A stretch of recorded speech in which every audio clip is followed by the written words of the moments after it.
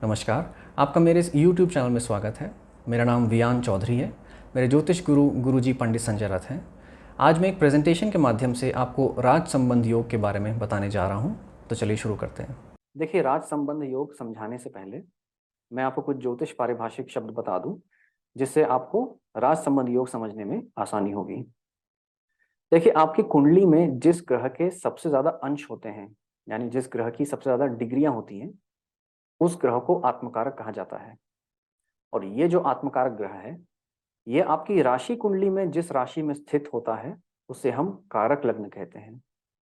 और यही जो आत्मकारक ग्रह आपके नवांश कुंडली में जिस राशि में होता है, उसे हम कारकांश लग्न कहते हैं। ये जो कारक लग्न और कारकांश लग्न हो गए, इन्हें हम लग्न मान के कुंडली का विश्लेषण करते हैं आत्मा के दृष्टिकोण से, कि आत्मा क्या चाह रही है आपकी। तो इस जानकारी के साथ आइए अब देखते हैं कि राज संबंध योग कैसे बनता है। देखिए, राज संबंध योग के लिए सबसे पहले हमें शुक्र को देखना है। और शुक्र को कहाँ देखना है? ये जो मैंने 5 लग्न लिखे हैं, राशि कुंडली का लग्न, आरूढ़ लग्न, कारक लग्न, नवांश लग्न या फिर कारकांश लग्न, यदि शुक्र इन 5 लग्नों में से किसी भी लग्न में स्थित हो, या शुक्र इन 5 लग्नों में से किसी भी लग्न से पंचम भाव में स्थित हो। उदाहरण के तौर पे शुक्र या तो राशि कुंडली के लग्न में ही स्थित हो, या राशि कुंडली के लग्न से पंचम भाव में स्थित हो। एक और उदाहरण दे देता हूं, शुक्र या तो नवांश लग्न में ही स्थित हो, या शुक्र नवांश लग्न से पंचम भाव में स्थित हो। और यदि ऐसे शुक्र के साथ बृहस्पति या चंद्रमा संबंध करें, बृहस्पति या चंद्रमा दोनों में से कोई भी एक, यदि ऐसे शुक्र से अगर संबंध करते हैं, तो ऐसे जातक का संबंध या तो किसी राज परिवार से या समाज में एक प्रतिष्ठित या एक ऊंचे ओहदे वाले व्यक्ति से बनता है। ये जो संबंध है, ये कई प्रकार के हो सकते हैं।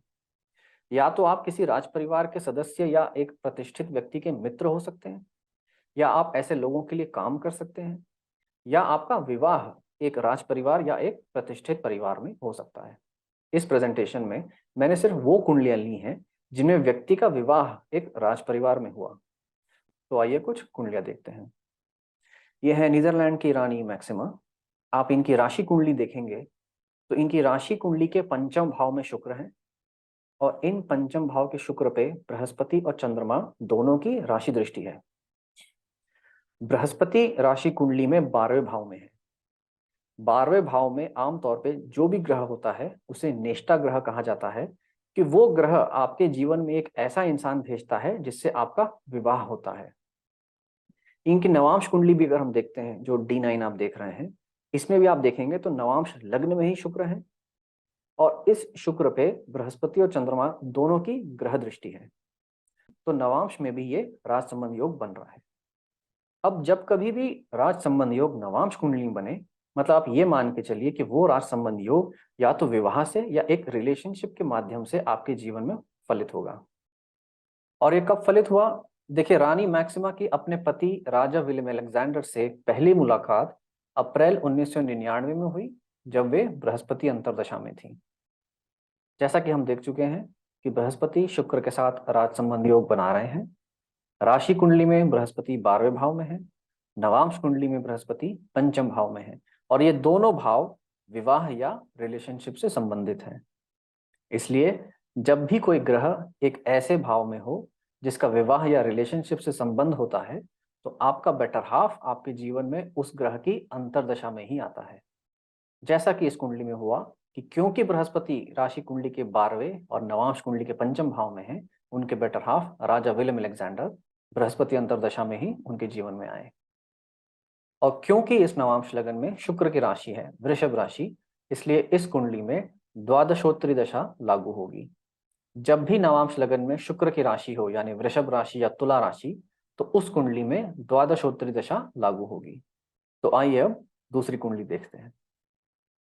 ये स्वर्गीय राजकुमारी डायना की कुंडली है। इस कुंडली में अगर आप ध्यान से देखेंगे तो सबसे ज्यादा अंश डिग्रियां चंद्रमा की हैं, मून की हैं। 27 डिग्री पे है चंद्रमा। तो चंद्रमा आत्मकारक है, और आत्मकारक मकर राशि में है, इसलिए कारक लग्न जो है वो मकर राशि है।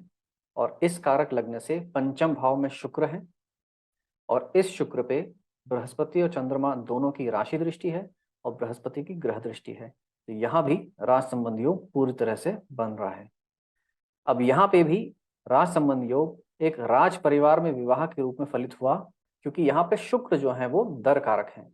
दर कारक कुंडली में उस ग्रह को कहते हैं जिसके सबसे न्यूनतम अंश होते हैं। सबसे कम डिग्री वाले ग्रह को दर कारक बोला जाता है, और दर कारक का संबंध विवाह या रिलेशनशिप से होता है। इसीलिए इस कुंडली में राज संबंध योग एक विवाह के रूप में फलित हुआ। और ये दर कारक शुक्र नवे भाव के स्वामी होकर नवे भाव में ही है, यानी भाग्येश भाग्य स्थान में ही है। तो उनका भाग्योदय इस राज परिवार में विवाह के रूप में हुआ। फिर आगे ये विवाह क्यों नहीं चला, क्यों टूट गया, क्या दिक्कतें आई, वो मैं इस वीडियो में बताना नहीं चाहूंगा। लेकिन बस मैं इतना कहना चाहूंगा कि यहाँ पे सप्तम भाव के स्वामी है बृहस्पति, और वो छठे भाव के स्वामी शनि के साथ हैं।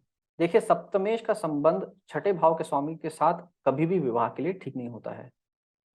तो ये थी राज संबंध योग के बारे में एक छोटी सी प्रेजेंटेशन। अगर आपको ये लेक्चर पसंद आया तो वीडियो लाइक कर सकते हैं। ऐसे और लेक्चर्स देखने के लिए मेरा चैनल सब्सक्राइब कर सकते हैं। और अगर मुझसे अपनी कुंडली का विश्लेषण कराना है तो मेरी वेबसाइट www.vianastrologist.com पे जा सकते हैं। धन्यवाद।